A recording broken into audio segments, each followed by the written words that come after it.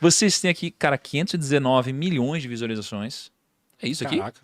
Caraca, Bom, coisa, hein? então, esse tipo de informação aí vocês que sabem. Esse aí deve ser só do Flow. Só do do Flow, Flow canal oficial. principal, sem cortes. Corte deve ter bilhões aí, né? Tem mais de cara? bilhão. Ainda mais se a gente for contar todo mundo que usou nosso conteúdo ao longo do tempo, aí Isso. vai muito longe mesmo. Não, obrigado pelo nosso pessoal de... Né, Perfeito. de o roteiro data sempre em aí dia. tá De atualizando pra caramba. Não, Cara, não, mas assim, não estão errados, não. É só uma questão de. É que assim, Perspectiva. existem outros aspectos que é natural que as pessoas Sim, não. sim. Sim. E ó, aí vocês têm aqui, ó, o programa de vocês estreou na parada de Top Podcast da Apple Podcasts em 17 de fevereiro de 2019.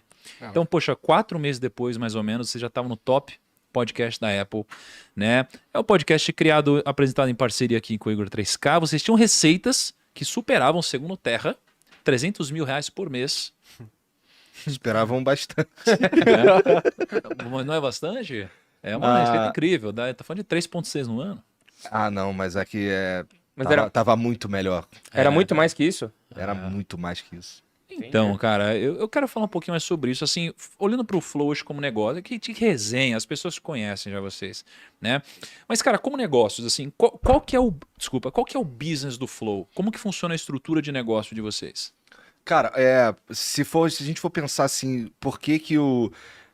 Hoje existe realmente um negócio, existe realmente uma empresa que ela tem vários frutos, na verdade, mas começa tudo com uma vontade, com um sonho, cara, de ter uma conversa de bar e mais humana possível com uma outra pessoa e com isso impactar, de certa forma, a sociedade, a maneira como os diálogos acontecem na sociedade.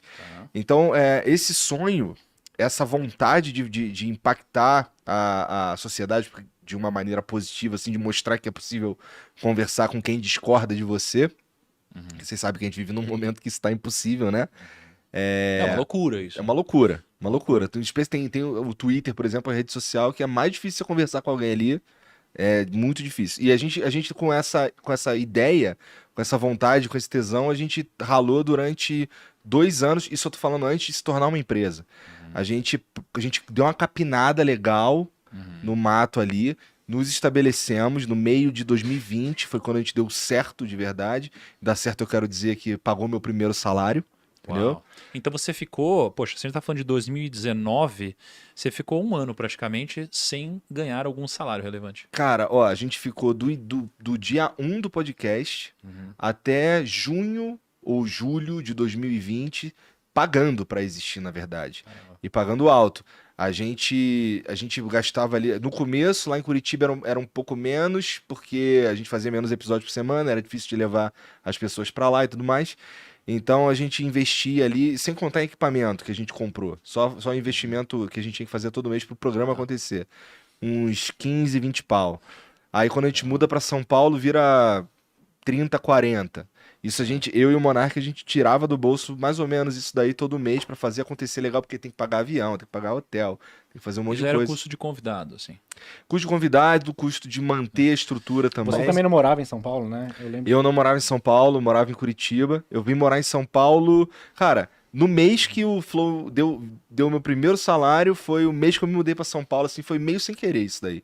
Mas foi na verdade, os astros se alinharam, Deus olhou pra mim e, cara, algumas coisas muito loucas aconteceram exatamente no mesmo mês. Quando eu lembro que eu tinha, como é que eu bancava isso daí? Eu e o Monark bancávamos isso daí. Eu fazia um stream no Facebook, o Monark por um tempo também fez, e teve um domingo, a gente já tinha decidido que ia mudar pra São Paulo, porque veio a pandemia ela fechou as escolas e tal, minhas filhas não precisavam mais estar em Curitiba para estudar, porque o maior empecilho era mudá-las de escola no meio do ano, sabe?